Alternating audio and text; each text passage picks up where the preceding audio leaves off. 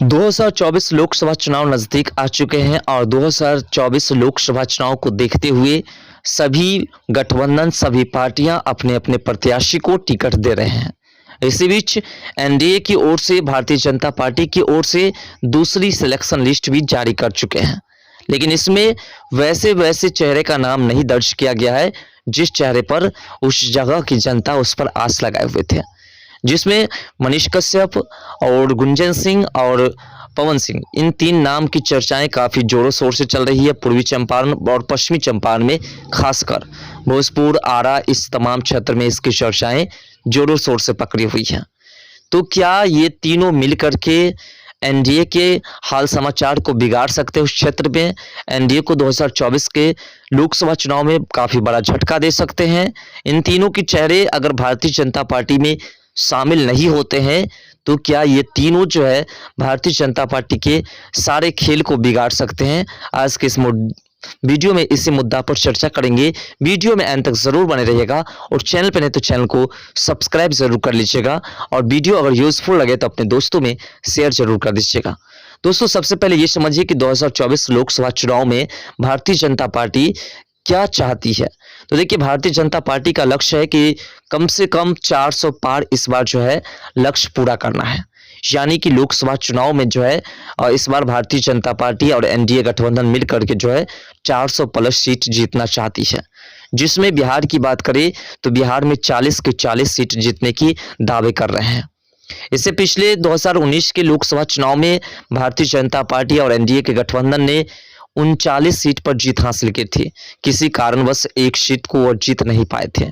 लेकिन अगर इस बार के लोकसभा चुनाव में ये तीनों बगावत कर जाते हैं, मनीष कश्यप और पवन सिंह और गुंजन सिंह, जैसे कि ये तीनों रन मैदान में उतर चुके हैं, चुनाव रन में उतर चुके हैं, और अगर इन तीनों को टिकट नहीं दी जाती है भारतीय जनता पार्टी की ओर से, तो ये तीनों जब किसी अन्य पार्टी से चुनाव लड़ेंगे तो फिर भारतीय जनता पार्टी को और एनडीए को बिहार के कम से कम 3 सीट पर धक्का जरूर मिलेगा, क्योंकि ये तीनों दिग्गज नेता के तौर पर देखे जाएंगे बिहार की राजनीतिक में। इसीलिए ये तीनों लगातार भारतीय जनता पार्टी से अपील करते रहे। इनकी जो समर्थक हैं, इनके जो लोग हैं, जो इनको पसंद करते हैं, जो इनको राजनीतिक में लाना चाहते हैं और जो चाहते हैं कि ये तीनों मिलकर के बिहार की राजनीति को बदले, तो वो लोग चाहते हैं और वो लोग अपील भी लगातार कर रहे हैं एनडीए से, बीजेपी से, कि इन तीनों को टिकट दी जाए बिहार की राजनीतिक में। और अगर ऐसा नहीं होता है तो फिर मनीष कश्यप 100% चुनाव लड़ने के लिए जो है तैयार है, वो चुनाव लड़ेंगे ही और उनके समर्थक जो है उनके पूरे फुल सपोर्ट में हैं। और अगर आप भी जानते हैं कि मनीष कश्यप चुनाव लड़ते हैं किसी भी क्षेत्र से, तो बिहार के किसी भी क्षेत्र से, तो उन्हें जीत 100% मिलेगी।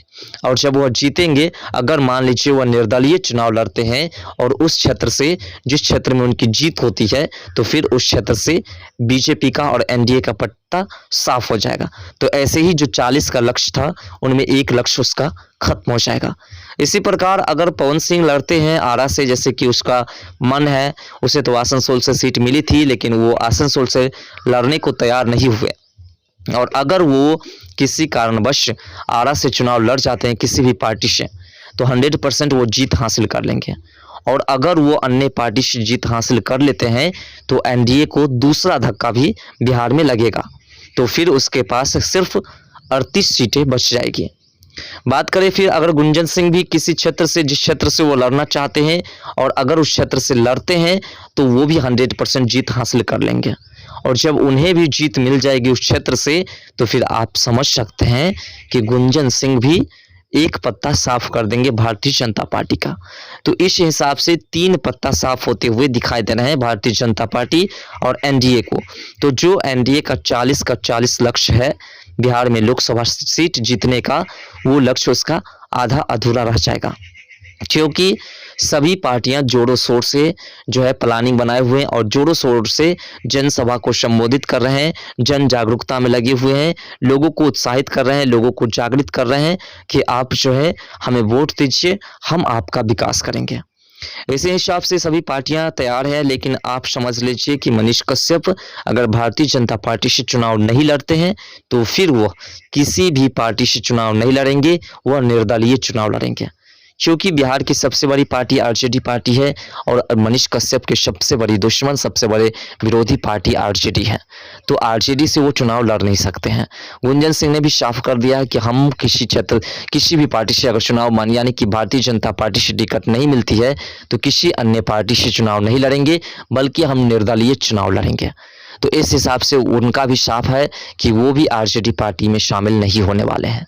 लेकिन बात करें पवन सिंह की, तो पवन सिंह आरजेडी के करीबी भी है और आरजेडी पार्टी अगर पवन सिंह को टिकट देती है तो वो चुनाव लड़ेंगे। और आप भी जानते हैं कि भारतीय जनता पार्टी और एनडीए चाहते हैं कि बिहार में आरजेडी को एक भी सीट जीतने को ना मिले।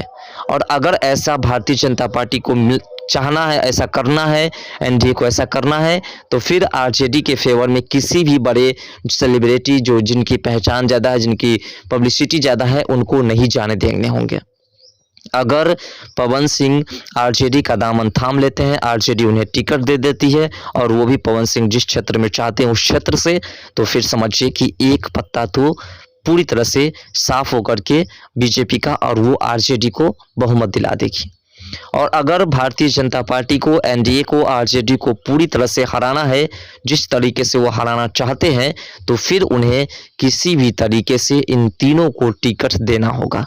खासकर पवन सिंह को तो टिकट देना होगा, क्योंकि उसे अगर टिकट नहीं देते हैं तो वो आरजेडी में शामिल हो जाएंगे। परिवारवादी नेता, जातिवादी नेता, जंगल राज के नेता, घोटालेबाज नेता उनके साथ शामिल हो जाएंगे और उनके साथ शामिल होकर के उन्हें एक सीट 100% जीत दिला देंगे। फिलहाल ये तीनों निर्दलीय चुनाव लड़ सकते हैं। अगर इन तीनों को एनडीए की तरफ से टिकट नहीं मिलती है, भारतीय जनता पार्टी की ओर से टिकट नहीं मिलती है, लेकिन दूसरा लिस्ट जारी किया गया, इसमें नाम कम है, 17 ही लोगों का नाम शामिल है। ऐसे में एक लिस्ट और जारी होंगे, क्योंकि ऐसे में अभी तक जो है 195 और 17 सीट मिलाकर के 200 ही पार करते हैं। और जहां तक कि 400 सीट की सवाल है, तो 400 सीट पर जब प्रत्याशी उतारेंगे तो अभी लगभग आधी सीट खाली है जिस पर नामकरण करना बाकी है। ऐसे में प्रश्न है कि क्या आने वाले समय में इन तीनों का नाम दर्ज होगा या नहीं, लेकिन अगर होगा तो कब होगा, क्योंकि समय नज़दीक है। देखने वाली बात होगी कि अगला जो लिस्ट जारी की जाती है उसमें इन तीनों का नाम शामिल होता है या नहीं, और इन तीनों का जो लक्ष्य है बिहार के ही किसी क्षेत्र से चुनाव लड़ने का, तो क्या बिहार के ही किसी क्षेत्र में अगर टिकट देते हैं तो चुनाव लड़ने का मौका मिलेगा या फिर नहीं। क्या उसी क्षेत्र में, मनचाहे क्षेत्र में इन्हें टिकट मिलेगी, या फिर पवन सिंह की तरह ही पश्चिम बंगाल के आसनसोल में जैसे उन्हें टिकट दे दिया गया था, वैसे ही फिर से किसी अन्य क्षेत्र में टिकट दे देंगे जिस क्षेत्र में इनकी कोई ज़्यादा पहचान नहीं है, ज़्यादा इनके पब्लिसिटी नहीं है। ये तो देखने वाली बात होगी। फिलहाल आपको क्या लगता है, भारतीय जनता पार्टी से अगर ये तीनों चुनाव नहीं लड़ते हैं और इन तीनों को निर्दलीय चुनाव लड़ने पर मजबूर कर देते हैं और ये तीनों मिलकर के निर्दलीय चुनाव लड़ते हैं बिहार के किसी भी क्षेत्र से, तो क्या जीत हासिल कर पाएंगे या नहीं, और भारतीय जनता पार्टी को नुकसान होगा या नहीं? अपना राय कमेंट सेक्शन में ज़रूर दीजिएगा। तो मिलते हैं नेक्स्ट वीडियो के साथ, तब तक के लिए बाय। जय हिंद, जय भारत, जय बिहार, जय मिथिला, जय सनातन।